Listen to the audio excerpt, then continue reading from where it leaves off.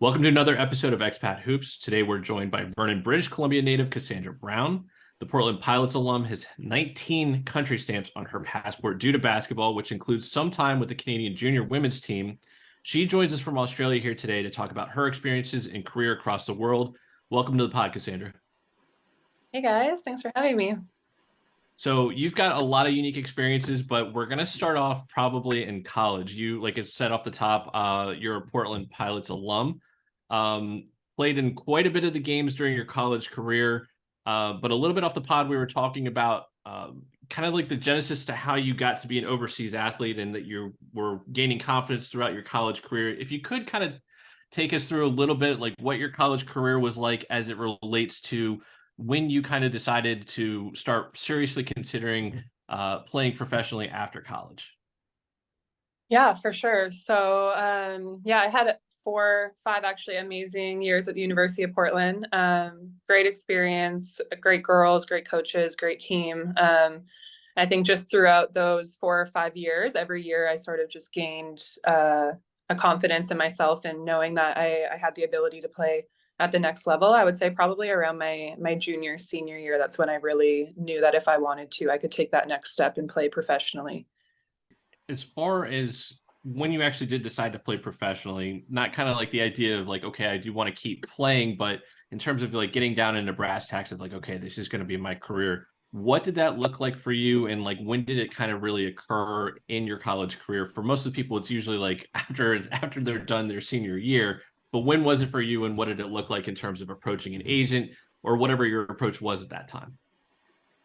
Yeah, good question. So I would say like my pinnacle moment would be my senior year. I won the 3-point NCAA 3-point competition. So after that, I knew before that I was interested and intrigued to go play overseas. And then after that, everything just sort of snowballed.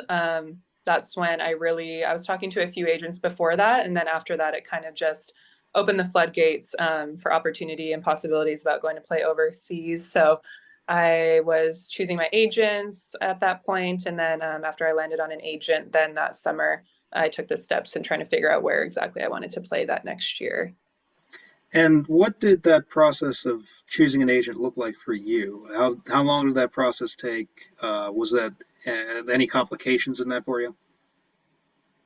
Yeah, it was pretty tough to be honest. Obviously, like just graduating, never playing overseas before, never having an agent before, it was all new to me. So I definitely explored my options, talked to quite a few different agents, and um, yeah, it was a tough decision. I'm not gonna lie, but I have switched agents quite a few times since then. So I'm sure the number of people that you guys have interviewed, it's pretty rare for you to stick to one agent throughout your professional career. That's But for yeah, sure. yeah, I just tried to find someone that, had my best interest and had good intentions and someone that I connected with like off the court as well. So at the time, I believe that I made the right decision for me. And your first job then in Poland, what Yeah. was it like getting that job after you found an agent and going through that and getting that first gig and then going over there and doing your first thing overseas?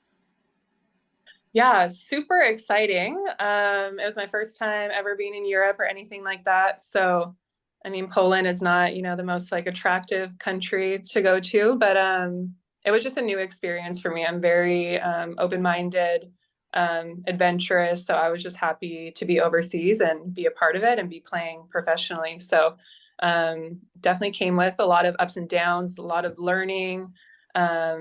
All of that. But I had a really, really great experience. My coach was very, very intelligent, really good team, a lot of older girls. So I learned a lot that year. And yeah, I had a really good experience. It was a strong league as well. So really good competition too.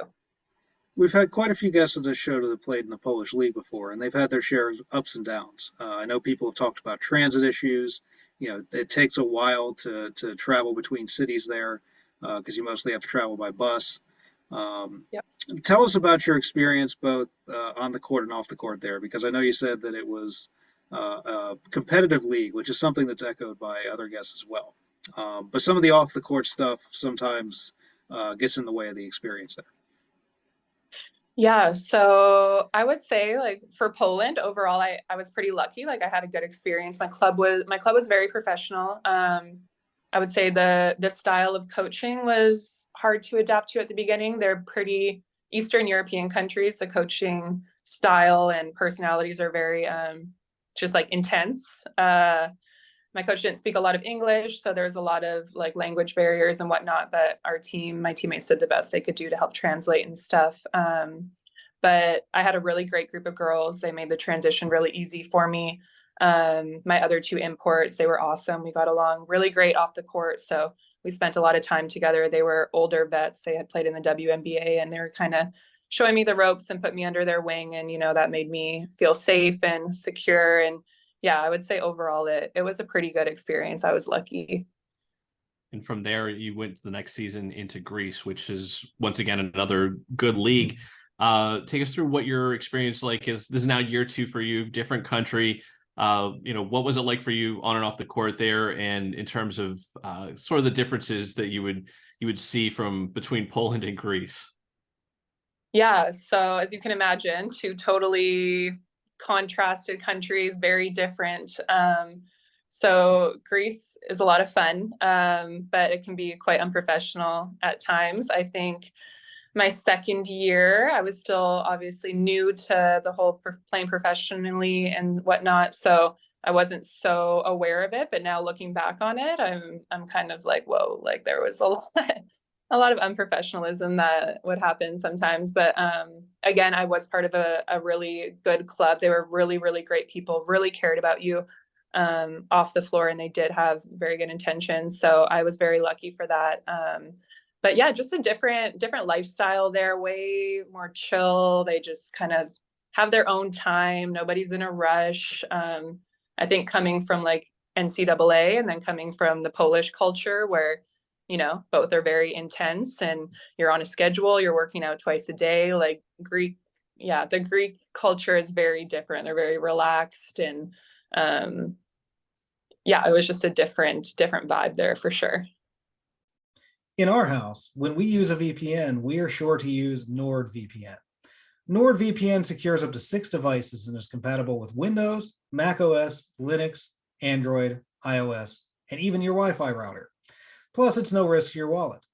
Head over to their website for pricing or contact customer support 24/7. And remember, your purchase is always safe with Nord's 30-day money-back guarantee. Click the link in the video description to use our code and make sure you're secure with NordVPN. So you mentioned that there's some level of unprofessionalism with the Greek league as related to kind of your experience in Poland. And I think it's kind of an interesting perspective, given the fact that in some of the past episodes, we've heard from some of the men that have played in Greece, we've heard some of the unprofessional behaviors there. What can you kind of expand upon when you're talking about what made it unprofessional in Greece for you? Yeah, I would say as far as the practice schedule and stuff, we wouldn't like practice as hard as we would obviously in college or in Poland. It was a lot different. It was a lot more laid back. You had a lot more freedom, which that does not necessarily equate to being unprofessionalism, but a lot of the girls on our team were a lot younger, so there would only be like a small group of us working out in the mornings, or maybe only the Americans would show up, or it just felt like quite a divide on the team, where it's kind of the Americans are really carrying the load for the team, and then the rest of the girls, they all have they're either in school or they have full-time jobs, which I mean that comes up a lot overseas. But so that was a little bit different. And then not getting paid on time and having to text your agent, to text the managers, trying to track down your money. And that is quite a common theme in Greece as well. And yeah, there's just there's a lot of drama in Greece. It always seems to be something. So I'll leave it at that for a sort of politically correct answer. But they're good people in Greece. I mean, it's just their culture and their lifestyle is just a little bit more laid back and chill. Well, in the next season that you've actually split time between 2 countries, which I believe you went back to Greece the next season as well. So take us through your 3rd season. Like I said, there's a split between countries. That's, I believe, the first time that you actually were in Euro Cup. So again, if you would take us through your third season overseas.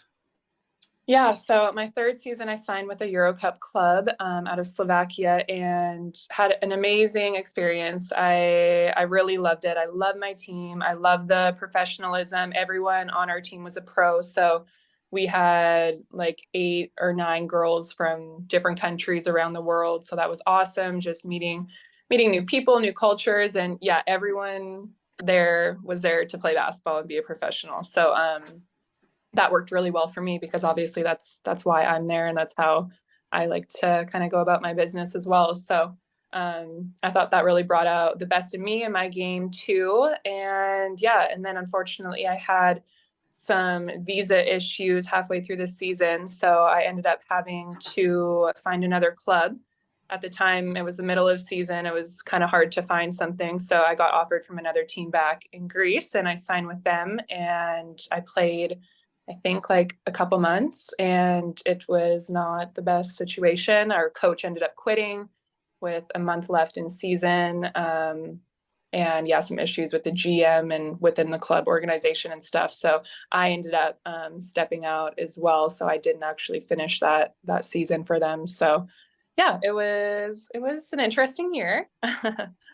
But yeah, and then playing Euro Cup was awesome. Had a great experience doing that. Unfortunately, didn't play as well as I would have liked in those games. I sprained my ankle pretty badly in the first Euro Cup game, actually. The second game, I re-sprained it. So my numbers were not good for either of those games. And then the third game, I probably had like the worst shooting game of my life. So that was unfortunate.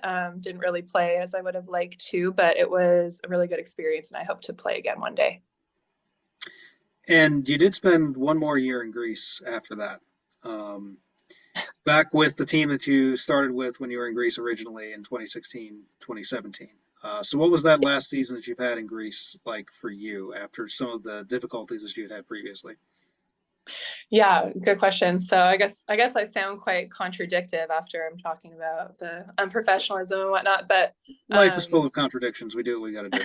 Well, and even with certain clubs, sometimes, management or something changes, and, Mhm. it's sample in time with a lot of these different things. For sure. yeah, no, for sure. And as I say that though, I did have pretty good experiences in Greece, obviously good enough to make me go back, right? So I think, again, hindsight is 2020, like now being older and have more experience, when I look back, I really notice those things. But at the time when I was 23, 22, 23, 24, I didn't really notice it as much.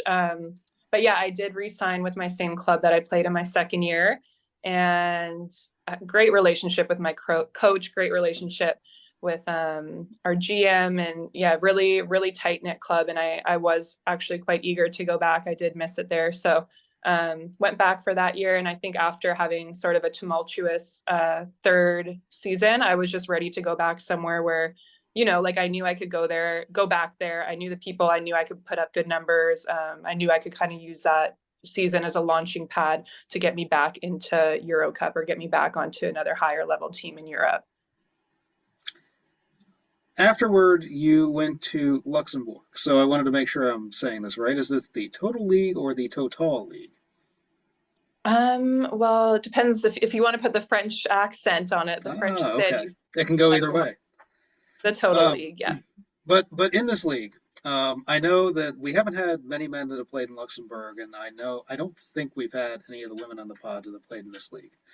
So familiarize our audience, if you could, with the quality of the Luxembourg league. Yeah, so it's all right. Again, trying to be politically correct. It's a very small country. Sorry. It's a very small country, so Yeah, it is a very small country. You are definitely right about that. Yeah, it is. I would say the imports that they bring in, the quality of imports is very good. There's a lot of good imports that come through Luxembourg. I would say the level of local talent is a little bit less competitive than my previous experiences, like say in Poland or in Greece. So yeah, the Americans definitely have a lot more weight on their shoulders to put up good numbers. I mean, Americans, imports, we have that everywhere we go, right? But it's even more so prominent in Luxembourg to put up those numbers to get wins for your team. So it is a small country. There's still somehow quite a few teams in Luxembourg, though. I think there was still like 12 teams or something in our league, which is kind of interesting. So, wow. But yeah. So what was your takeaway from your time in Luxembourg? Because your next stop was in Sweden, but of course we're entering that dreaded 2020 year at this point. And so we're going to be entering your COVID experience at some point here as well. So take us out of Luxembourg into Sweden and tell us about your COVID experience in the process. Yeah, so finished that season in Luxembourg, put up really great numbers that year, got a really good offer to play for a great organization in Sweden. Took that, was very excited about it. I had never been to Sweden, played in Sweden before. So I was excited to have a new experience and kind of check out Scandinavia, see what the competition was like up there. So had an amazing experience in Sweden, actually loved it. My club was like top-notch professional, great facilities, great coach, great organization, a lot of history in the club, really good reputation. So I really, really enjoyed it there. Really good competition as well. Again, never playing there before. I didn't really know what to expect going in, but I was like pleasantly very surprised. The competition was super strong up there. So had a really good experience. I was very, very lucky. COVID actually didn't disrupt my season as badly as it did to a lot of the teams playing in Europe. I had friends playing like in France, Germany, and they got shut down I think a little bit earlier. Or no, I'm sorry, that was in I'm messing up my timeline now. That was in Luxembourg when we got sent home the COVID year, sorry. And you can be forgiven because honestly, the last 3 years feel like one. It's just like that was 2020 part Yeah, one. sure. We're in 2020 part 3 right now. So you can be completely forgiven. That's a common thing. A lot of people from 2020 to now in 2023, it's all the same, really. Yeah, it's a blur. It's like literally like a whole blur. So sorry about that. Apologies. I got sent home at the end of our season in Luxembourg. We were going into playoffs. I think we were first or second, and then I was trying to get a championship, and then we got sent home because of COVID.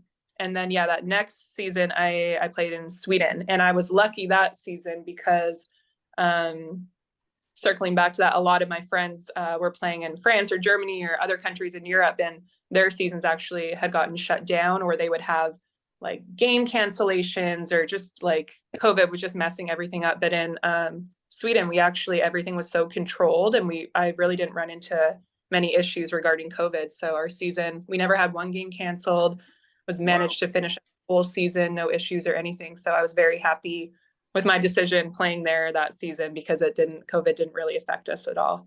You didn't have to play in a bubble or anything? That was actually exactly where I was going. You said something about being controlled. So I was actually going to say, if you could kind of take us through in terms of what made it, kind of elaborate on what made it controlled. Yeah. So now thinking back on it, it was only like our team and our men's team allowed in the gym. So controlled is in like they were very strict with who was coming in and out of the gym. We weren't really crossing paths with other teams.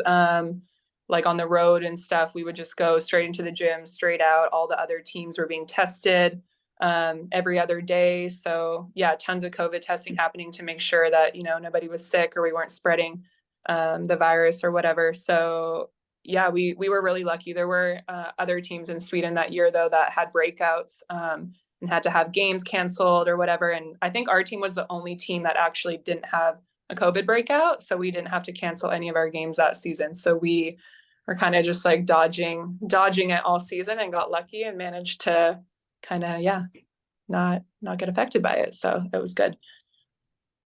Thanks to SeatGeek for sponsoring Expat Hoops. We recently became a brand ambassador for them. SeatGeek is a ticket app that takes the confusion out of buying tickets. They offer a 0 to 10 score on each ticket to know if you're getting a good or a bad deal. Green means good, red means bad. You get the idea. It's a really easy way to get tickets to events. Plus, our viewers get $20 off their first ticket purchase with the Expat Hoops code. Click the link in the description to download the app. Remember the code Expat Hoops, EXPATHOOPS, all one word, to save yourself $20 off your first ticket purchase with SeatGeek. We have merch. Head over to the Expat Hoop store where you'll find t-shirts, hoodies, masks, coffee mugs, pint glasses, and more. It's one of many ways you can show support for the podcast, so head over there and pick up some merch. That link below is in the video description, or you can head over to our website, expathoops.com, and click merch. We offer a couple of different Expat Hoops logos, and we have men's, women's, and kids sizes, so you can get something for everyone. So the next season you'd be going back to Luxembourg and you're back to Euro Cup. Take us through kind of like exactly what it'd be like, because now you're kind of heading back to Luxembourg again. Was there anything that kind of made it different this particular time around, other than the fact that you're kind of playing in Euro Cup? Yeah, so, well, to be honest, the reason why I signed back in Luxembourg was because of Euro Cup. Again, like I said, I wasn't happy with my performance, my first experience in Euro Cup, so I was really excited to have the offer to play Euro Cup again. So as soon as I saw that, I pounced on it, but I wasn't aware when I signed that it was Euro Cup qualifications. So my first time I played in Euro Cup, we were already in the pool. We didn't have to qualify, right? So, but yeah, we had to qualify first to get into Euro Cup, which I had no idea when I signed there. So I don't know whose fault that is, me not doing my own research, or didn't really communicate that with my agent or from the club or anything. So that was kind of a surprise to me, which that's really why I signed to go back there. But anyways, we didn't end up qualifying. We went against a really strong club from Italy, in Sardinia, and weren't able to qualify. But I was pretty happy with my performance in those games, and it was tough though. That's why I signed to go back there to play in Euro Cup. So that was disappointing. We have arrived at your current landing spot, Mount Gambier in the NBL 1 South in Australia. Take us through your time that you've had in Australia. You've had, I guess, how far into the season you are and how things are going for you there. Yeah, so I absolutely love it here. I feel like I still think I want to go play back in Europe next season, but I definitely, this is like, I would say like my new home. I played here last season as well. Had an amazing experience. Can't say good enough things about the club, the organization, my coach, my teammates. Everything is just so awesome down here. Had an awesome experience last year. So I re-signed to play back here this summer, and I just got back here a few weeks ago. So we're actually in the thick of preseason right now and have our first league game next week. So we're just kind of starting off right now. I was going to say that the league schedule, I think, goes into September. Is that right?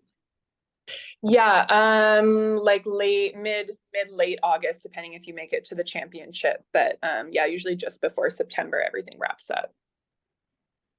I was going to say, because there's an Instagram post where essentially you alluded to a lot last year, where it was a place that kind of became like a second home, and not surprising that you wound up back there again this season.